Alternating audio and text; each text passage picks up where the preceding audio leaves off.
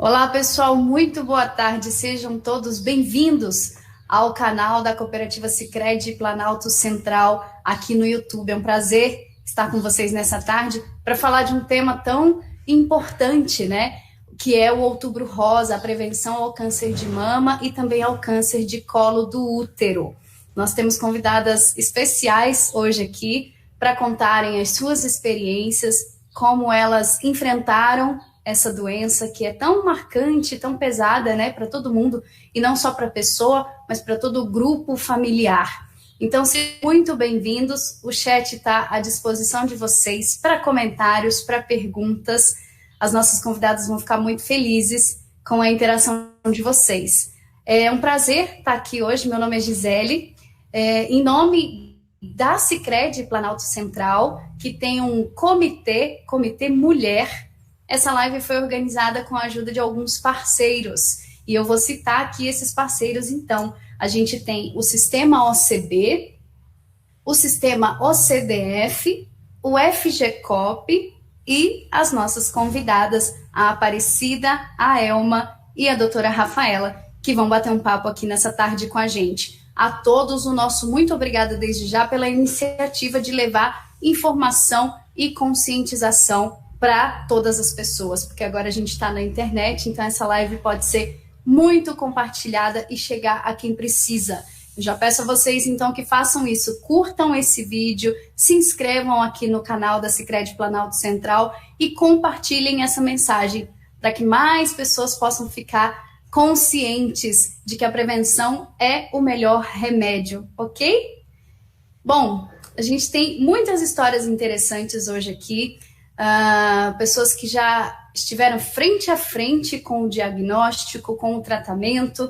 E a nossa primeira convidada dessa tarde, então, para a gente falar sobre tudo isso um pouquinho, é a Aparecida Queiroz. Ela que tem 55 anos, ela é educadora, mãe e avó. Ela tem 3 filhos e 3 netas. E agora também eu estou sabendo que a Aparecida é escritora, e ela vai contar essa história pra gente. A Aparecida demorou para descobrir o câncer dela, recebeu o diagnóstico sozinha, enfrentou esse baque sozinha, mas aí ela superou o medo e procurou o tratamento. Então, Aparecida, seja muito bem-vinda, obrigada por estar aqui com a gente. Queria que você contasse um pouquinho pra gente sobre essa explosão de sentimentos, como foi receber esse diagnóstico, como foi enfrentar isso de cabeça erguida e o apoio que você recebeu. Boa tarde, pode ligar o seu microfone e tá com você. Boa tarde, eu quero primeiramente agradecer a vocês por essa oportunidade de estar diante da câmera, falando para tantas pessoas sobre um assunto tão sério, tão importante, e que a gente sempre pensa que não vai acontecer com a gente. Esse que é o grande problema. Bom, comigo foi assim. Em 2014, eu descobri que estava com câncer. Mas tudo começou em 2013, porque eu tive uma hemorragia.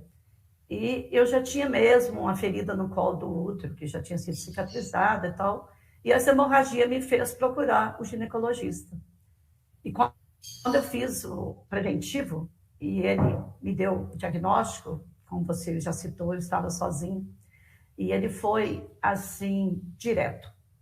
Ele olhou para mim e falou assim, você está com câncer. Você pode ir direto para Muriaé. Muriaé é uma cidade vizinha. Eu sou do interior de Minas Gerais, aqui da cidade de Teixeiras, nascida e criada aqui, então bem caipira mesmo, bem mineira, que é lá do Bem gostoso, bem gostoso. E Muriaé é uma cidade referência para nós aqui de Minas Gerais. É uma cidade que tem um instituto que só trabalha com câncer, que é o Instituto Cristiano Varela. E aí, eu tomei aquele susto. Estava sozinha, e como também o meu médico é de uma cidade vizinha, voltei para a rodoviária, entrei no ônibus e pensei assim, como é que eu vou para Muriaé? Eu trabalho, eu tenho meus filhos, o que eu vou fazer? E não tive coragem de contar. Fiquei meio assim, eu estou bem, estou tão bem, esse médico está enganado. E foi isso que aconteceu. Eu fiquei 2 meses sem contar para ninguém, novembro e dezembro. achando mesmo que era mentira do médico. Conversei com outras pessoas e todo mundo falava, mas você está bem, não sei o quê. E foi assim. Quando foi em janeiro, eu fiz o exame que realmente definiria. Eu fiz uma colposcopia.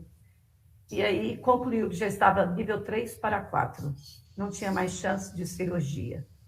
Agora é só tratamento mesmo.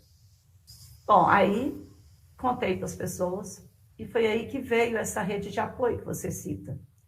Primeiro, meus filhos, meus irmãos e irmãs, toda a família começou a se dispor a me ajudar. E, na verdade, eu não queria, a minha angústia maior era de viver a doença, eu não queria viver a doença. Não queria acreditar na doença. Então, conversando com minha médica, ela falou que eu tinha que me afastar do trabalho por 90 dias, que seria o mínimo que a gente ia ficar de tratamento. E eu me relutei e não me afastei do trabalho. Procurei outras formas de conciliar meu trabalho com a doença e com o tratamento. E aí veio a rede de apoio dos meus colegas de trabalho. Eu era diretora de uma escola, estava diretora de uma escola estadual. E minha chefe me autorizou a fazer o meu trabalho em casa, quando eu estivesse mais habilitada. Eu fiz, e foi assim que aconteceu. Né? Meus profissionais que atuavam comigo na escola me procuravam. A minha irmã mais velha me acolheu, porque eu não podia ficar na minha casa, fazendo tudo, ainda tinha uma netinha novinha na época, e 2 netinhas eu já tinha, já estavam as 2 já, e eu não tinha como estar dando atenção para elas. Então, fui para a casa da minha irmã e fiquei na casa da minha irmã. Foram 28 sessões de radioterapia, indo todos os dias à cidade de Muriaé, 2 horas de viagem para ir, 2 para voltar, e eu ainda continuava o meu trabalho à tarde. Depois, e fiz simultâneo à radioterapia, eu fiz 8 sessões de quimioterapia. Mas, graças a Deus, meu câncer foi do colo do útero e eu consegui vencer. Os piores dias é quando fazia as 2 coisas. Eu fazia a quimio de manhã e a rádio à tarde. Então, era sexta-feira, já propositalmente mesmo, né? Para que pudesse, no final de semana, conseguir me reconstituir, me estabelecer e voltar para a rádio na segunda-feira. Posterior a isso, eu ainda fiz 4 sessões de braquiterapia. Mas, hoje, posso definir com todas as letras que eu estou curada. Né? Depois que eu fiz todo este tratamento, eu passei a fazer todos os exames a cada 6 meses. E agora, né, depois de 5 anos, já fizeram 6, que foi em abril de 2014 até setembro, meu tratamento. Enquanto agora estamos em 2020, né? 6 anos após, eu só estou fazendo os exames 1 vez por ano. Mas eu quero deixar assim um recado muito especial para as pessoas de que é possível sim, mas é difícil, né? Mas é possível quanto podemos contar com as pessoas. Então, né, não só a rede, as pessoas do seu entorno, parentes e amigos, como também o pessoal da rede, dos médicos, né, dos hospitais, porque eu fazia rádio em um hospital e fazia químio em outro hospital, em outra cidade. Fazia em Viçosa a químio e a rádio Muriaé, porque Viçosa não tinha rádio. Viçosa fica a 20 minutos aqui da minha cidade e a outra fica 2 horas, né? Então, assim, um apoio muito grande dos médicos, enfermeiros, psicólogos, para poder vencer. Mas estou muito feliz porque venci, né? E isso me deu aí mais esta dádiva de me tornar uma escritora, porque aí eu escrevi um livro sobre a minha história. Pois é, eu queria que você contasse isso para o pessoal, porque você está relatando aí para a gente a importância do apoio, né? Você demorou a ter coragem, né, para enfrentar o diagnóstico de frente e falar, não, vou vencer essa guerra. O pessoal está colocando aqui no chat que você é uma guerreira, e é mesmo, eu concordo. Acho que todo mundo que vence essa batalha tem que ser considerado um guerreiro mesmo, de cruzar a cidade, enfrentar transporte, enfrentar toda a dificuldade que é de se recuperar do tratamento, né? E aí você conta pra gente que teve esse apoio, um apoio que veio tanto dos profissionais da saúde, quanto da família, dos amigos, dos colegas de trabalho. Esse apoio fez tanta diferença para você que você resolveu registrar isso num livro, não foi? Como que é o nome desse livro que você lançou? Bom, esse livro chama A Presença de Deus.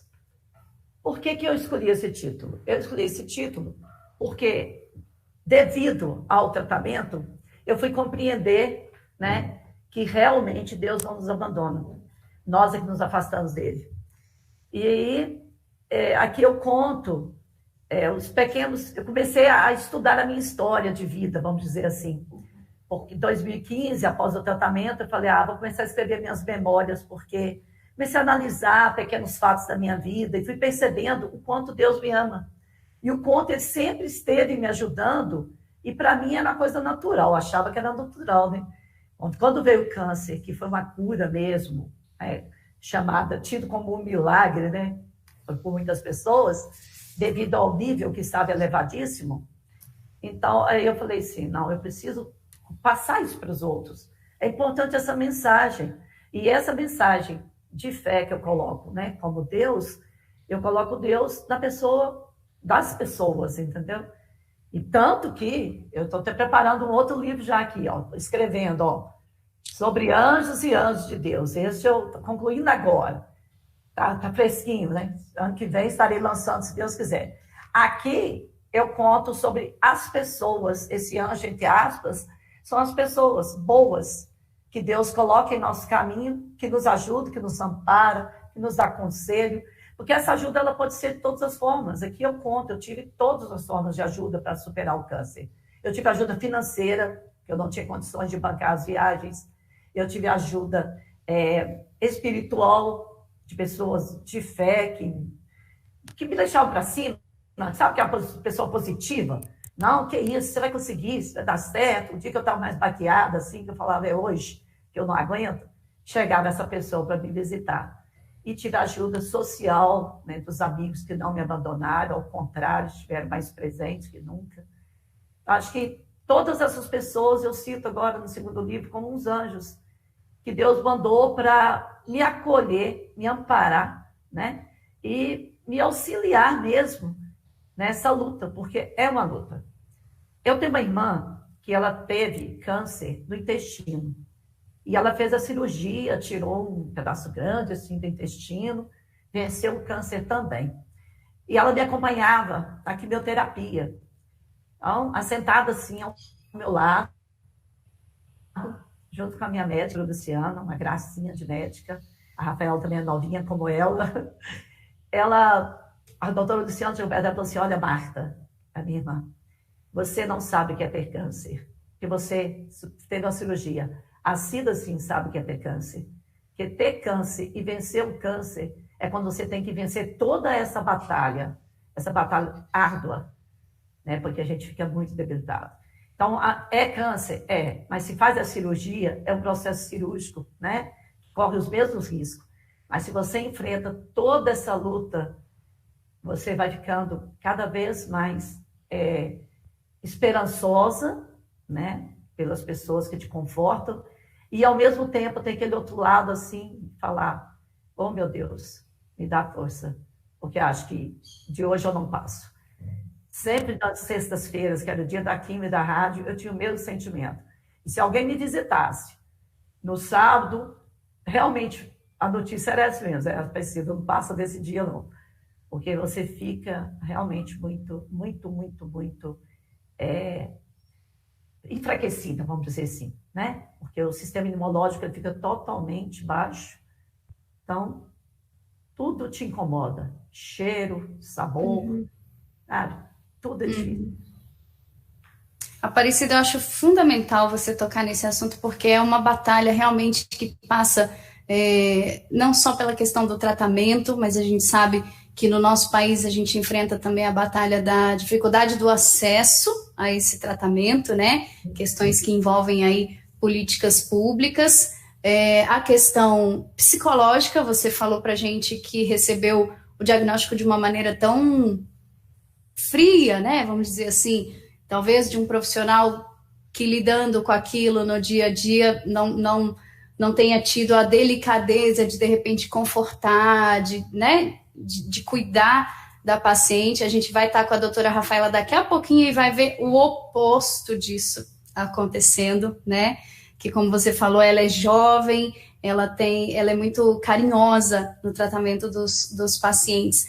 Mas fundamental você falar sobre todo esse processo, porque a gente está muito acostumado a ver histórias de superação como a sua, e que a gente agradece, deseja saúde, tudo de bom, mas que as pessoas às vezes esquecem de comentar o tanto que foi duro, tanto que foi difícil, que de repente naquele dia você não estava se sentindo bem, não queria ver ninguém, o medo que dá, né? Então, muito obrigada por colocar aqui a sua experiência para a gente. Para a gente finalizar com você, deixa aqui o seu contato, pode ser o seu Instagram, de repente, para o pessoal que quiser saber mais sobre o seu livro. Pode ser?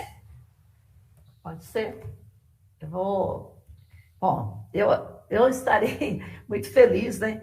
Estou feliz e ficarei ainda mais feliz se realmente mais pessoas puderem ler esse livro, porque ele vem auxiliar as pessoas que têm que enfrentar por algum momento difícil na vida. Vem mostrar que é possível, né? A gente está acreditando nas pessoas. O meu Instagram não sei de qual que não, vou ter que olhar aqui, tá? Eu acho que eu sei. Aparecida Queiroz, @ Aparecida Queiroz 17, não é isso, produção? @ Aparecida Queiroz 17. Vocês podem entrar em contato com a Aparecida e saber mais sobre a história dela e o livro também. Aparecida, muito obrigada, viu? Fica aí com a gente, porque se a gente tiver perguntas, eu já te passo. Ok. Obrigada. Eu que agradeço. Pessoal, é sempre importante a gente relembrar, aqui veio a campanha do Outubro Rosa, né? A campanha do Outubro Rosa, que é mundialmente conhecida e representada por esse lacinho cor-de-rosa, né? Sempre que a gente vê esse lacinho, é um símbolo da campanha do Outubro Rosa, que foi criada nos anos 90 com o intuito justamente de compartilhar informações, de conscientizar as pessoas. E a gente está vivendo a era da informação, a gente quer que esse assunto chegue para o maior número possível de pessoas, e a gente conta também com a sua colaboração. Espalhe essas informações que estão aqui, ok? A prevenção é o melhor remédio, o diagnóstico precoce é essencial, e é por isso que agora eu vou chamar a nossa segunda convidada dessa tarde, que é a Elma. A Elma Torres. Elma, seja muito bem-vinda. A Elma, gente, tem 38 anos. Ou seja, ela está abaixo daquela faixa que a gente sempre fala de começar a se cuidar nos 40, começar a fazer exame com 40 anos. Com 34 anos, a Elma foi atrás da história dela. A história dela é diferente, né? Enquanto a maioria das pessoas recebe o diagnóstico de que já está com a doença, em algum grau que seja, a Elma tem um histórico familiar. A mãe dela teve câncer 2 vezes, as 2 irmãs tiveram câncer, uma veio a falecer, inclusive. Então, a Elma resolveu investigar, fazer o rastreamento, o diagnóstico precoce, que a gente fala, né? E optou pelas cirurgias preventivas. Existe essa abordagem também. Então, Elma, eu queria que você contasse pra gente como é que foi esse processo, você tão jovem, já com as suas filhas, né? Se preocupando com o futuro delas. Eu acho que foi um pouquinho disso que você se preocupou, né? Para escolher por essa abordagem. E aí, se você puder contar para a gente também como é que foi. Existe resistência? É fácil conseguir esse protocolo? Conta para a gente. Elma, boa tarde, seja muito bem-vinda. Boa tarde, Gisele, boa tarde a todos. Primeiramente, agradecer, né, a oportunidade, porque para mim falar sobre esse tema é informação, né? E acho que a informação ela tem que ser divulgada de forma mais ampla possível. Então, a família da minha mãe, ela tem um histórico muito forte de câncer, né? Minha mãe teve câncer 2 vezes de mama. E na primeira vez que ela teve, eu era muito jovem, eu tinha uns 12 anos, mas acompanhei e foi muito sofrido. O tratamento ainda não era tão evoluído como atualmente.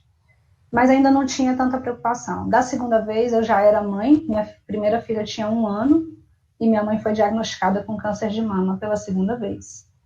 nós acompanhamos, né, foi mais de perto, porque você já tem mais noção, né, eu já tinha uma idade, já era mais madura, e a partir daí me acendeu uma lâmpada de, peraí, eu preciso me cuidar, né, eu já tenho uma filha, fui atrás, eu sempre me cuidava, estava sempre todo ano fazendo meus check-ups, e cheguei em um mastologista, que ele, quando eu contei o histórico, ele falou, não, você tem que procurar um geneticista. Procurei um geneticista, né, ela fez lá todo o histórico familiar, a árvore genealógica e tudo, e me passou um pedido de um rastreamento. E eu fui feliz, né, tinha um plano de saúde, fui feliz no laboratório SEIB, inclusive, para fazer, e aí esbarrei com a primeira barreira. O rastreamento não era coberto pelo plano de saúde. Na época, custava R$7.000. Aí, então, vou ter que parar por aqui, né? Não tinha condições de fazer. Eu falei, então, vou ficar me cuidando, fazendo os exames, indo com mais frequência, né? Não, vem 6 em 6 meses, a gente alterna ecografia e mamografia, e assim eu fiz. Isso foi em 2011. Fiz isso por 3 anos, né? Final de 2013, minha irmã mais velha foi diagnosticada com câncer de mama. Aí já fiquei mais preocupada. 3 meses depois, minha outra irmã. Então, assim, foram 2 diagnósticos com 3 meses de diferença e 2 irmãs se tratando contra o câncer juntas, praticamente, né? E aí, nesse momento, eu tenho uma prima também que teve câncer muito jovem, antes dos 30, e ela fez tratamento no Hospital do Câncer de Barretos. E nessa mesma época, o Hospital do Câncer de Barretos entrou em contato, chamando ela para fazer o rastreamento genético, que eles estavam fazendo uma pesquisa. Quando ela fez e o dela deu positivo, eles abriram a oportunidade dos familiares fazerem, porque a minha tia, a mãe dela também faleceu com câncer, né? Então, primeiro ela fez e depois, diante do resultado, abriu a possibilidade para os familiares. E eu e minhas 2 irmãs fomos as primeiras a nos candidatar, né? Elas 2 já estavam em tratamento, mas não sabiam se existia um fator genético. Nós marcamos, mas infelizmente na primeira vez que era para ter ido, minha irmã estava na UTI, aí a gente remarcou para março, né, de 2016. Infelizmente, em março de 2016, a Edva já não estava mais com a gente, né? Ela faleceu em novembro de 2015, mas em março eu e minha irmã mais velha fizemos o exame, né? E eu tinha uma coisa muito forte comigo, que o meu exame ia dar positivo, que eu teria a mutação do BRCA1. Tanto é que quando eu fui pegar o resultado, em julho, eu já tinha deixado todas as consultas marcadas, com o mastologista e com o ginecologista. Porque, para mim, aquilo eu já sabia, não era nenhuma surpresa, eu já tinha tudo muito definido. E peguei o resultado, não me surpreendi, porque já era esperado, né? E cheguei em Brasília, de Barretos, decidida a correr atrás. Já tinha conversado com meu marido, que sempre me apoiou, né? A gente já tinha as 2 filhas que a gente queria ter, a gente já não tinha mais programação para ter mais filhos, então fui atrás. Quando eu fui atrás das cirurgias, veio a primeira barreira, né, da retirada dos ovários, porque o ginecologista não, você é muito nova, 34 anos, você vai entrar na menopausa, não é legal e tal, e era o que eu achava que ia ser mais fácil, né? Aí, ok, até cheguei no meu mastologista muito brava, chateada, ele, não, calma, é assim mesmo, você está muito nova, tem como acompanhar, até porque não tem tantos casos de câncer, não teve casos de câncer de ovário, mas de mama, então vamos cuidar da parte da mama. Aí fizemos, ele me explicou todos os prós e os contras, né, porque não é só a parte, eu vou fazer a mastectomia preventiva, tinha as coisas que poderiam dar errado, né? Como ele falou para mim, senta aqui que eu vou fazer o terrorismo. Vamos falar tudo que pode dar errado e tudo que pode dar certo. Para você ter ciência que também pode não ser tão perfeito como você está idealizando. Fiz, inclusive, acompanhamento com psicólogo. Fiz várias sessões para saber se era realmente aquilo. Porque eu estava muito certa, então eles estavam com receio daquela certeza toda, sabe? Mas graças a Deus deu tudo certo, fiz a minha mastectomia em outubro de 2016, já com o início do processo de reconstrução, né, foi o mastologista e o cirurgião plástico, correu tudo bem, assim, recuperação. No ano seguinte eu fiz a reconstrução definitiva, tirei expansor, coloquei silicone, resultado foi maravilhoso, muito bom. E a questão da cirurgia preventiva, da retirada de ovários, eu deixei um pouco, né? Porque eu tinha encontrado dificuldades, então eu fiquei fazendo acompanhamento. Fiz acompanhamento em 2017, 2018, em 2019 eu marquei uma consulta com a médica que acompanhou minha mãe, minhas irmãs, minha sobrinha, que nesse meio tempo fez o rastreamento em Barretos, descobriu que tinha também a mutação e começou a se cuidar, a acompanhar. Nesse meio tempo, de um exame para o outro, ela também descobriu que estava com câncer, com 27 anos. Então, assim, graças a Deus ela está bem, mas assim, desmistifica aquela questão de que não, câncer só tem depois dos 40, depois dos 50, não, né? Infelizmente, e ela ainda fala, se ela não tivesse feito esse exame, ela não estaria se cuidando tão de perto, né? Não teria descoberto tão no início. Mas graças a Deus correu tudo bem. Então eu procurei a minha médica, a doutora Viviane, e a primeira pergunta que ela fez foi assim, você já fez a retirada dos ovários?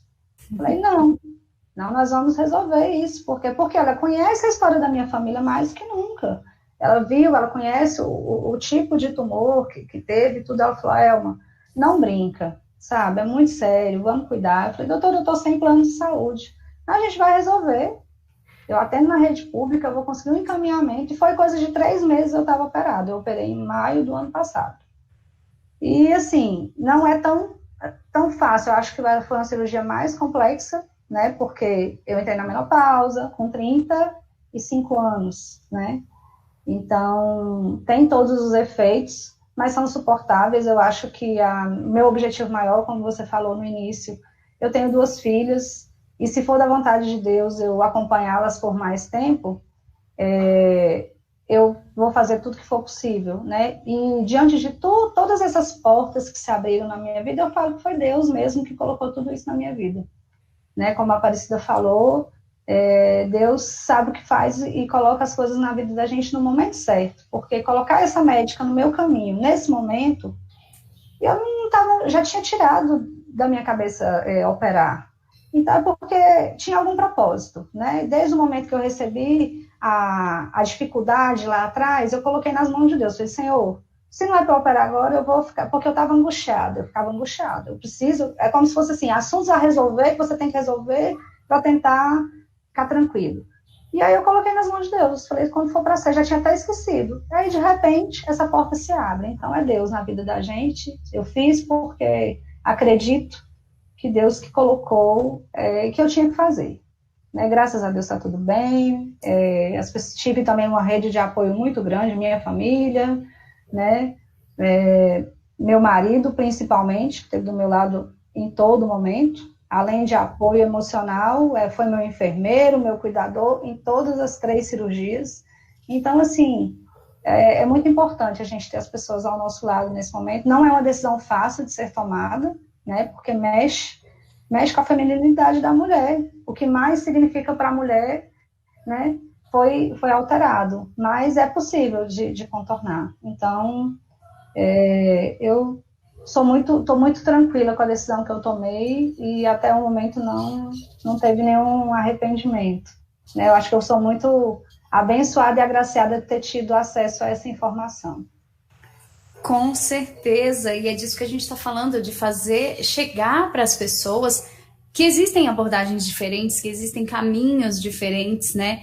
E a gente está vendo aqui 2 histórias que parecem opostas, mas que se a gente tirar no fundo, elas têm a mesma mensagem. A importância de saber que não é fácil, que se encontram barreiras, seja para se tratar ou seja para fazer o rastreamento, e que o apoio, essa rede de apoio, né, que a Aparecida começou contando e a Elma agora ratificou, é essencial. Então, se fica uma mensagem para quem está do outro lado assistindo a gente, que de repente não passou por isso, né, teve a sorte de não passar por isso, mas com certeza deve ter alguém na família ou algum amigo muito próximo, então fica essa mensagem de que as pessoas precisam de apoio. E aí, uma opinião minha, se vocês me permitirem, pergunte para essa pessoa qual é o apoio que ela está precisando, porque a gente não sabe o que ela está passando, né? Então, pergunte para ela. Elma, essa doutora foi um anjo, como a Aparecida falou, né? Ela foi um anjo para você, te atendeu na rede pública. Você encontrou algum outro tipo de resistência, do tipo preconceito? Ah, mas vai fazer essa cirurgia tão avassaladora, né? Tão radical. Como é que foi essa parte, assim, de enfrentar? Você tinha muita certeza. E mesmo os médicos falavam para você, olha, vamos avaliar, pode dar ruim aqui, né? Pode acontecer alguma coisa. Como é que foi essa resistência? Assim, eu tive pessoas às vezes falavam, mas não precisa de tudo isso, né? Mas acho que é algo que só eu sei, porque eu vi minha mãe passar, assim, eu não tive o câncer, mas eu acompanhei o tratamento da minha mãe 2 vezes, das minhas irmãs, e assim, perder alguém que a gente ama tanto, é muito, eu falei para mim, se for para eu partir dessa vida de câncer, é porque vai ter que ser, mas enquanto eu tiver condições, eu vou lutar para não ter. Se for, é porque está no meu destino, sabe? E foi um pedido também da minha irmã, se cuida, não deixa de se cuidar, sabe? Então, assim, acho que é algo que eu vou levar para minha vida, assim, cuidar e eu tendo essa informação, eu já sei que as minhas filhas precisam se cuidar muito mais cedo. Então, elas com 18 anos, elas vão poder ir ao Hospital de Barretos e já fazer. Então, eu já abri portas para elas.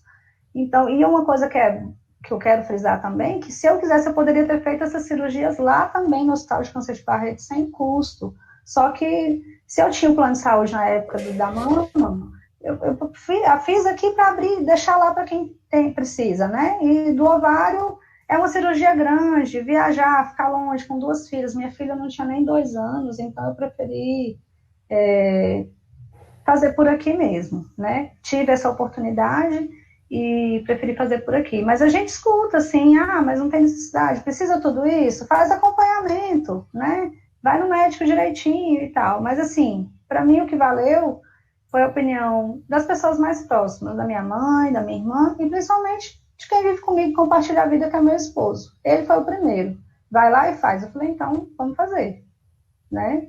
Então, isso é muito bom. Ao mesmo tempo que a gente escuta pessoas que acham que não é a melhor opção, mas várias também. É muito novo, né? Você virar e falar assim, eu vou tirar uma parte do meu corpo que está sadia, tá? Você é muito radical. Mas são muitos casos na família, eu não vou citar aqui porque a gente vai ficar a tarde toda aqui falando, mas às vezes até o geneticista se assusta um pouco quando a gente fala, nossa, mas tudo isso. Então, a gente tem que se cuidar. E quem tem o histórico familiar muito forte e que nem é muito comum, se tiver oportunidade, faça, não, mesmo que você não vá fazer cirurgia profilática, mas para você ter informação e você saber, peraí, eu preciso ter cuidado redobrado aqui. Eu tenho que me cuidar, né? E aí já vou aproveitar o espaço para dar um alerta para as mulheres e para os homens também, porque o homem também pode ter câncer de mama. Exatamente. Né? Vá ao médico regularmente, conheça o seu corpo. E eu falo, tem amigas, às vezes passa 2, 3 anos sem ir ao ginecologista. Gente, não faz isso, porque em 6 meses aparece um tumor no seu corpo, né? Então, tem que se cuidar. Exatamente, Elma, muito obrigada. A doutora Rafaela, eu estou vendo ali pela nossa câmera aqui interna, concordando. Essa é uma informação muito relevante da gente trazer, que o câncer de mama acontece também nos homens, então a prevenção, o recado fica para os homens também, que a gente sabe que às vezes tem um pouquinho mais de resistência, né? Se a gente tem, eles têm também. Elma, eu queria agradecer por expor aqui a sua experiência. Deixa o seu Instagram também para o pessoal que quiser entrar em contato, por favor. Eu que agradeço, Gisele, pela oportunidade. E meu Instagram é elmapst, @elmapst. Quem tiver alguma curiosidade... @elmapst. Tá ótimo. Muito obrigada, saúde e felicidade para você e para toda a sua família, viu? Obrigada. A gente está falando aqui de exame, de rastreamento, de prevenção, e nada melhor do que a gente tirar todas as dúvidas com quem é expert no assunto. A gente vai receber agora a doutora Rafaela Costa, que é oncologista e atende na Aliança Instituto de Oncologia, que pertence ao grupo Oncoclínicas, aqui em Brasília. Doutora Rafaela, seja muito bem-vinda. Queria começar agradecendo e pedindo para a senhora colocar aqui para a gente quais são os benefícios e onde se aplica, por exemplo, essa situação da Elma. Ela fez um exame chamado BRCA1, que é o exame de rastreamento, né? O que a senhora pode trazer para a gente de benefícios sobre essa prática? E depois a gente conversa também sobre os casos de diagnósticos já da doença e o que a gente pode fazer. Boa tarde, seja bem-vinda. Boa tarde, Gisele. Eu queria agradecer ao convite. É muito importante estarmos falando sobre o câncer de mama, né? O Outubro Rosa, que é um mês de conscientização e prevenção do câncer de mama. Muito interessante ouvir o que a Elma e a Aparecida falaram, né? Porque eu acho que prevenção ela tem que ser o ano inteiro. E o que é mais importante, como a Elma falou, é a informação de qualidade. A informação de qualidade, ela salva, e salva muita gente, né? Porque a gente sabe que o câncer, ele tem sim cura quando diagnosticado precocemente.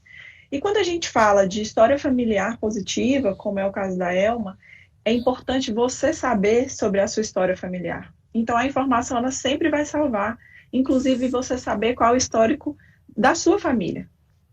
A Elma foi insistente, né? Ela buscou, e isso é mérito dela, né? Se ela não foi acometida por um câncer de mama ou um câncer de ovário, foi por pura insistência dela mesma. E a gente sempre fala que isso é importante.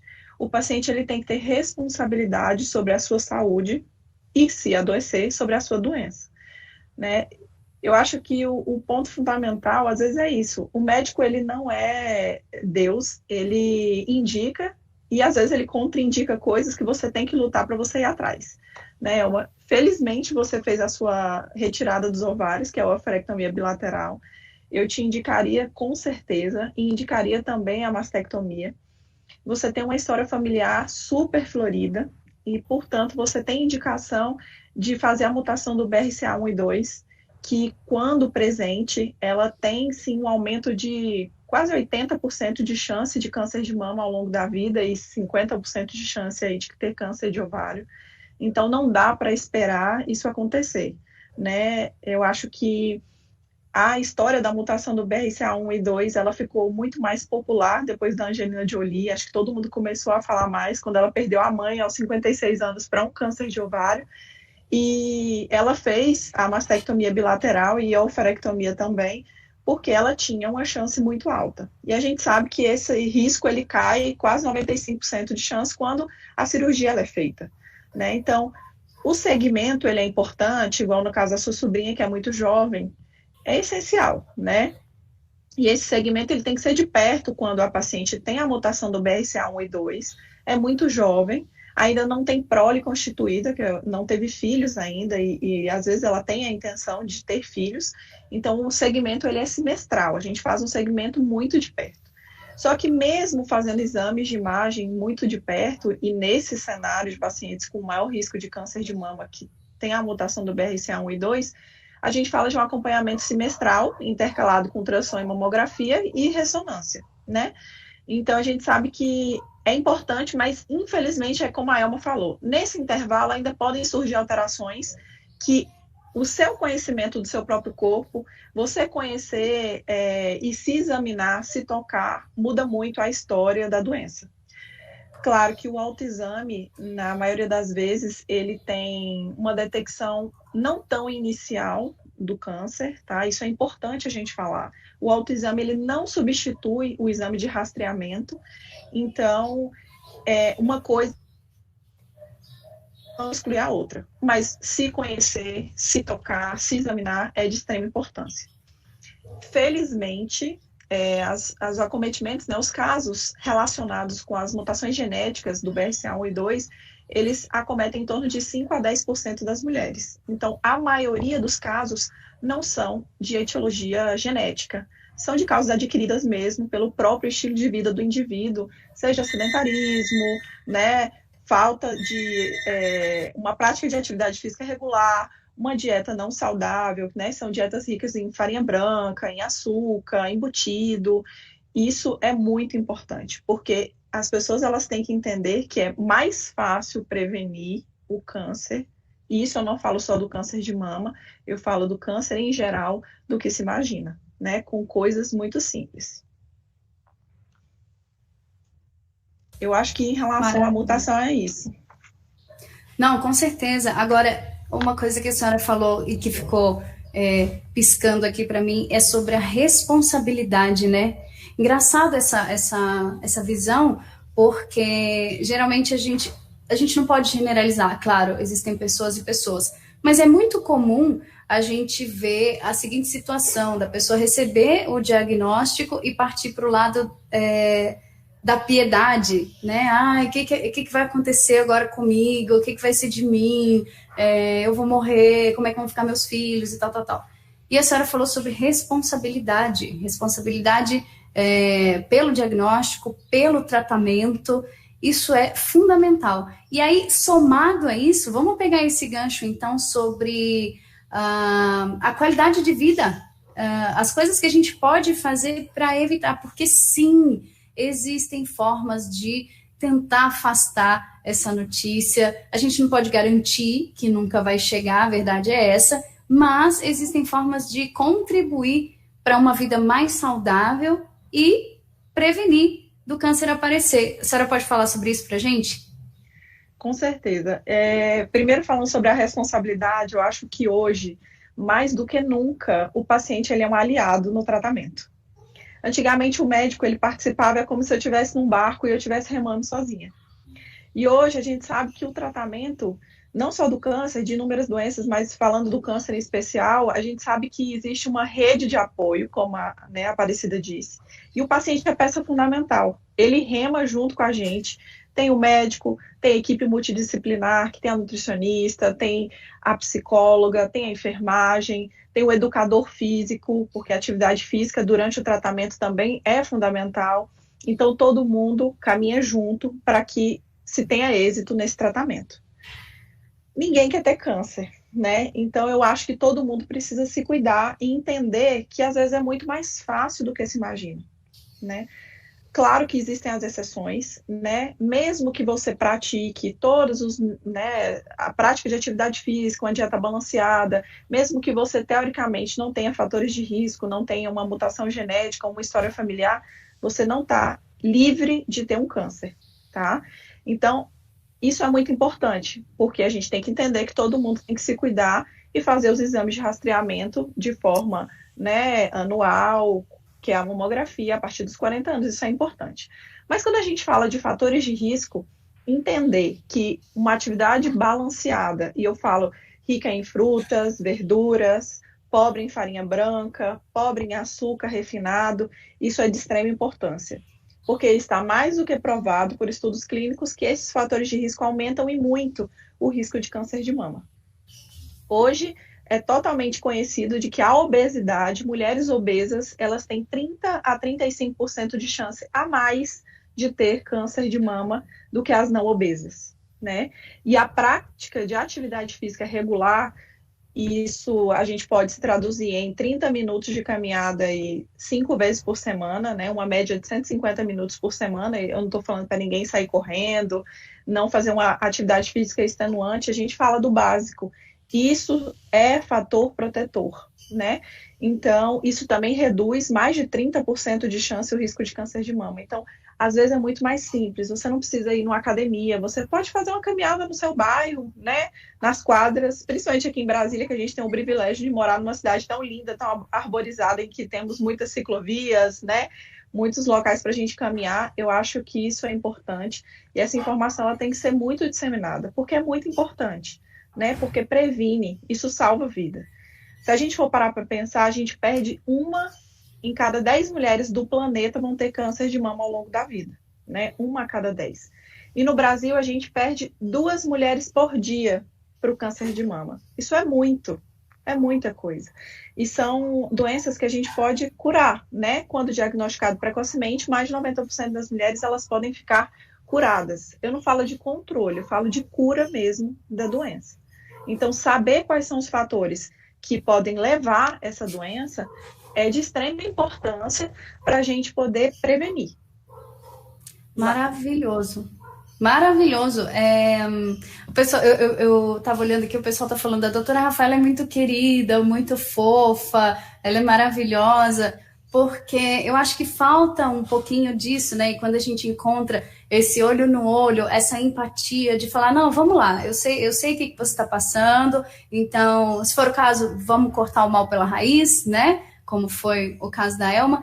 Agora, fundamental essa coisa da prevenção, porque a gente falou aqui de políticas públicas, que é difícil a gente ter acesso a alguns exames, a algumas cirurgias. Nesse ponto, vale ressaltar o Hospital de Amor, né, que é o antigo Hospital do Câncer de Barretos, que a Elma mencionou, entidades assim que recebem os pacientes de forma totalmente gratuita. Ressaltar aqui também a parceria da Oncoclínicas com a gente, onde a doutora Rafaela atende, que tem uma gama enorme de planos de saúde que são aceitos também, e que você pode fazer o seu diagnóstico, pode fazer o seu tratamento lá. Doutora Rafaela, se a gente precisasse fazer um resumo das principais curiosidades ou das principais queixas, né, reclamações que os pacientes também chegam no consultório, o que é mais comum de dúvida para a gente tentar sanar aqui para o pessoal? Eu acho que os mitos e verdades são super importantes. Às vezes as pessoas vão buscar o atendimento, principalmente com o oncologista, que todo mundo tem medo, né? Quando fala oncologista, as pessoas ficam assim, apavoradas. Mas quando a pessoa passa por uma situação dessa, como foi o caso da Elma, por exemplo, às vezes a pessoa busca, porque ela sabe que, infelizmente, se ela não for atrás, ela pode ser a próxima, né, acometida. Então, às vezes as pessoas perguntam muito, mitos bobos, assim, desodorante dá câncer de mama, porque eu não posso usar, eu não posso fazer a mamografia, porque é radiação, isso dá câncer de mama. E a gente tem que desmistificar essas coisas, porque as pessoas elas têm que entender, na verdade, que o rastreamento ele é muito importante. E ele deve ser feito anualmente, a partir dos 40 anos, com a mamografia.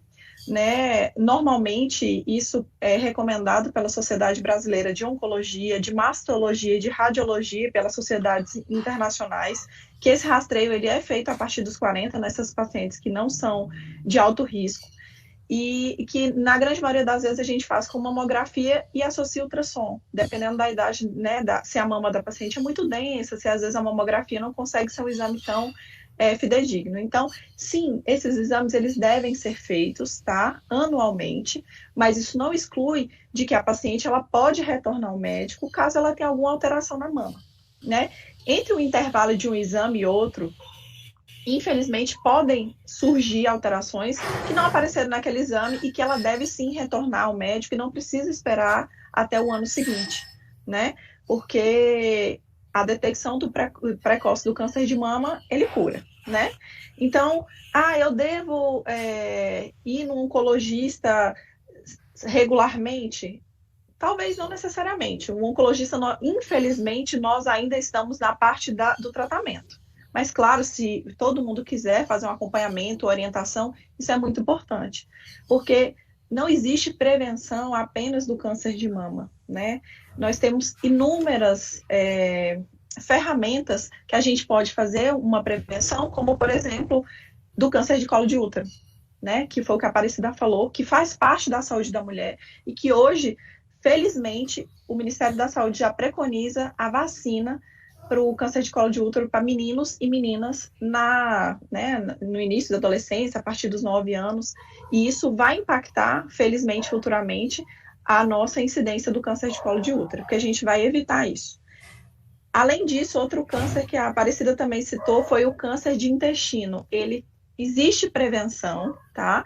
A gente pode prevenir com a colonoscopia, que a gente pega lesões precursoras do câncer de colo, e isso também tem que ser difundido para as pessoas. Isso é informação de qualidade.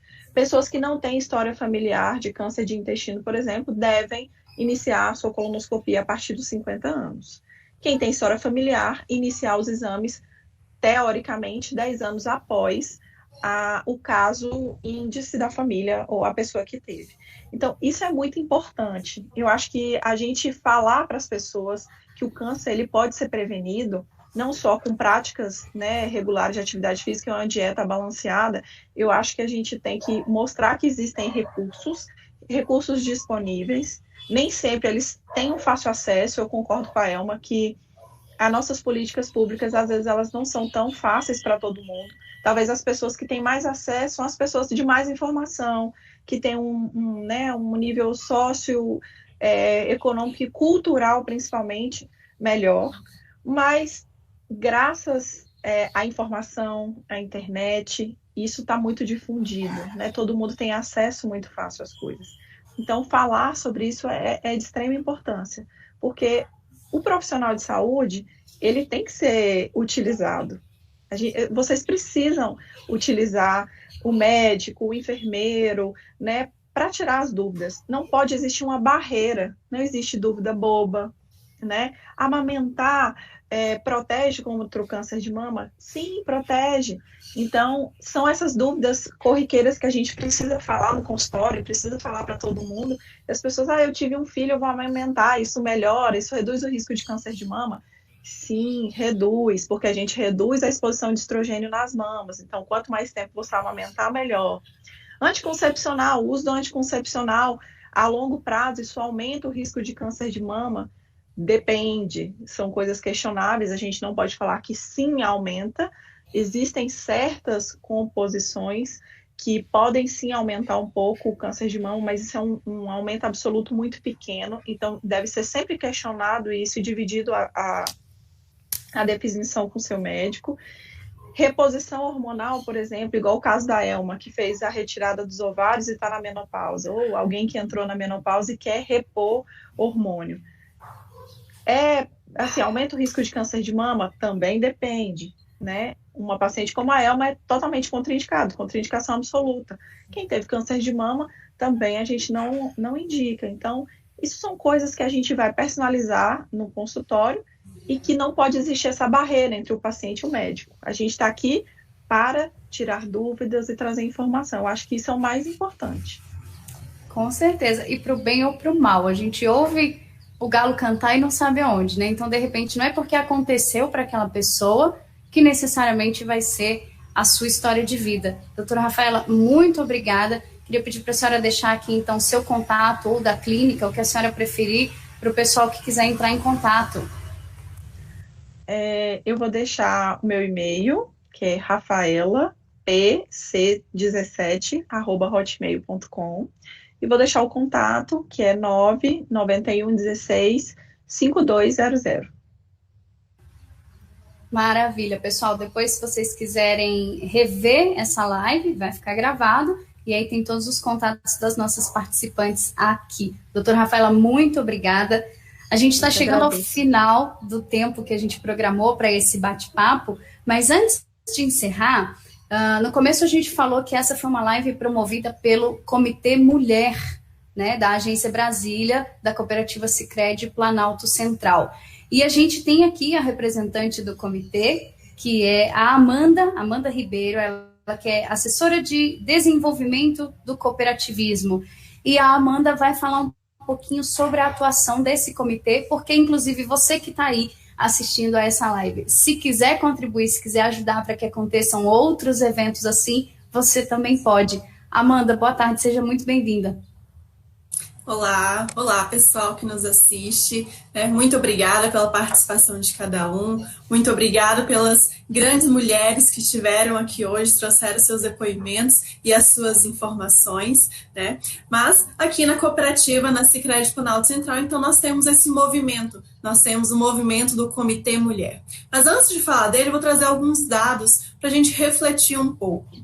Bom, pessoal, em 7,9% dos conselhos de administração nas empresas no Brasil são mulheres. Apenas 7,9%. Quando a gente fala do cooperativismo, esse percentual aumenta para 17%. Mesmo assim, ainda é um percentual baixo, né? No Sicredi, nos conselhos de administração, esse percentual está em torno de 10%. Na nossa cooperativa, na Sicredi Planalto Central, esse percentual é de 11%. Quando a gente está falando de conselhos de administração, né? Falando um pouco, então, de microempreendedoras, esse percentual já vai para 48%, segundo o Sebrae, numa pesquisa de 2019. Pessoal, por que eu trouxe, né, esses números, esses percentuais para vocês? Para falar que um movimento para a equidade de gênero, para esse movimento para as mulheres, para a promoção do empoderamento feminino, ele é muito necessário, né? Hoje, a nossa população, né, já chega aí a 50% de mulheres. Mas quando a gente fala de cargos de alta gestão, esse percentual, ele cai e muito, né? Como a gente viu, como eu trouxe os números para vocês. Então, a cooperativa, a Sicredi Planalto Central, a nossa cooperativa pensou para fortalecer esse movimento feminino dentro da cooperativa e nas comunidades onde a gente atua. E com isso, ano passado, em 2019, em 8 de março de 2019, a gente constituiu o comitê da Sicredi Planalto Central, que tem representantes, né, membros desse comitê em cada agência da Sicredi Planalto Central.